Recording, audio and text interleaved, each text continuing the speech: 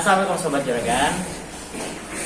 Jadi kali ini kita akan membahas 3 tips atur waktu untuk karyawan yang ingin mulai beternak. Nah, ini sering jadi pertanyaan dan juga jadi masalah ya bagi teman-teman yang masih bekerja di perusahaan misalkan, tapi punya minat untuk beternak, entah itu untuk mendapatkan penghasilan tambahan ataupun juga untuk persiapan di masa pensiun. Nah, tentunya ada ternyata cara-caranya. Kita belajar langsung dari yang sudah berpengalaman, yaitu Pak Agus Lontoro yang beliau paparkan saat di kelas Juragan kemarin. Oke, apa aja tipsnya? Kita bahas dari ini dia 3 tips atur waktu untuk karyawan yang ingin beternak. Simak aja video. Ya, terima kasih Mas Farli. Sedikit mungkin cerita ya. Jadi lebih tepatnya sebenarnya bagaimana cara ini ya. Selama ini saya beternak itu sebenarnya mengenal sapi itu sejak tahun 2002. Nah, cuma itu sampai dengan 2019 mindset beternak sapi itu memelihara sapi. Terus tidak tahu ujungnya mau dikemanakan gitu. Nah, di situ ternyata tidak bisa berkembang dan justru juga banyak masalah juga sampai akhirnya sempat tutup ya. Nah, begitu mulai di 2019 ternyata bahwa usaha itu yang utama adalah profit. Nah, kalau ditarik mundur profit itu profit kan penghasilan pendapatan bersih ya. Nah, ditarik mundur berarti kalau ada profit ada omset penjualan. Kalau ada omset penjualan berarti ada produk yang dijual, yaitu sapi ini. Nah, kalau kita orientasinya di market, maka semuanya tim ini bisa bekerja dengan sendirinya. Jadi awalnya saya dari orientasi dari market, kalau tadi ada penjualan terakhir itu sampai 225 ekor ya. Itu yang 225 itu kita breakdown dulu. Jadi dari 225 itu terbesarnya adalah penjualan dari sapi kurban ya awalnya. Dari sapi kurban 95% itu sapi kurban. Dan kalau kurban itu kan tiap panitia kurban atau takmir ya, panitia kurban itu rata-rata berapa Mas Fahri kalau satu masjid itu? Teman-teman mungkin sambil interaktif di lingkungannya. Iya, boleh Kalau tuh di lingkungannya. Di lingkungannya berapa-berapa karena beda-beda tuh. Atau ya mungkin bisa di rata-rata berapa tuh? Kalau di tempat saya kemarin 9 ekor 9 ekor. 9. Oh, Masya Allah. sapi. Banyak tuh ya. Alhamdulillah. Ya memang ini sih ada yang rata-rata kan ada 3, ada 5, 7. Kalau di kantor saya di Makassar ini sampai 20 Mas Wari.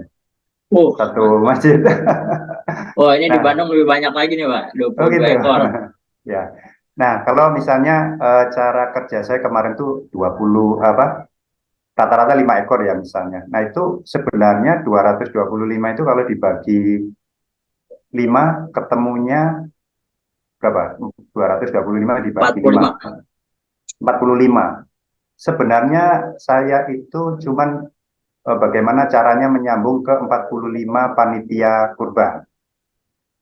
Nah, awalnya dari situ. Nah, 45 itu saya breakdown lagi, contoh di Makassar ini ya.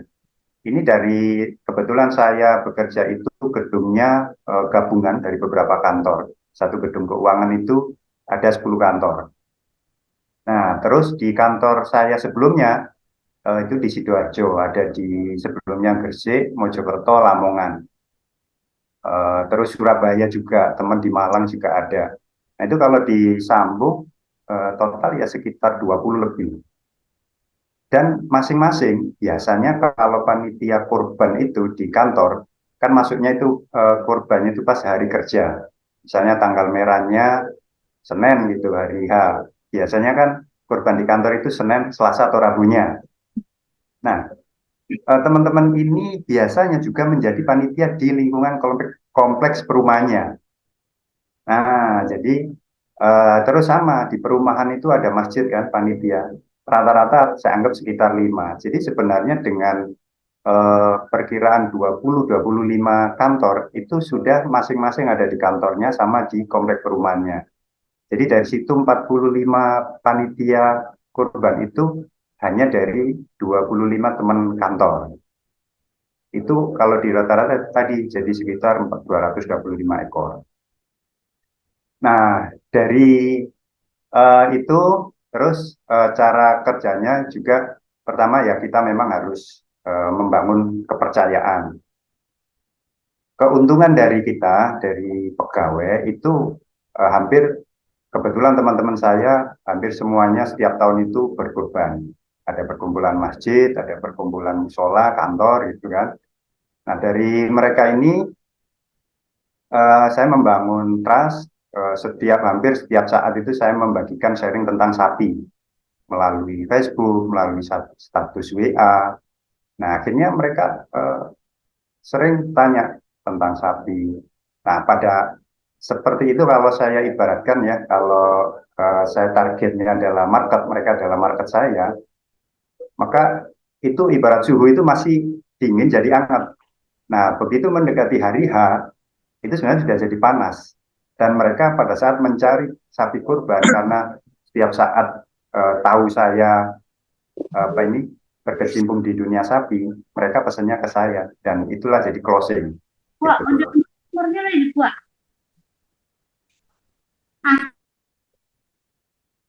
Nah, lalu baru ini cara membagi waktu. Jadi karena kerjaannya saya fokusnya kepada marketing, market tadi, dan cara kerjanya itu sebenarnya mirip-mirip iklan aja, Facebook, WA gitu. Dan itu saya juga menerapkan bagaimana caranya teman-teman saya yang menjadi target market itu melihat status saya. Dan biasanya mereka kan melihat HP, membuka HP itu sama pada saat mereka tidak bekerja kan. Pagi mau sarapan, terus nanti mungkin jam 12 waktu istirahat, pulang itu awal yang dipegang kan HP. Nah, saat-saat itulah saya bikin status FB gitu di WA. Nah, cuman memang untuk itu saya siapkan besok mau status apa, membangun cerita apa, itu saya siapkan pada saat malam pulang kerja itu saya setting. Dan fokusnya lebih utama itu hanya pada saat menjelang H-3 bulan kurban biasanya. Sejak itu saya selalu status tentang edukasi tentang sapi.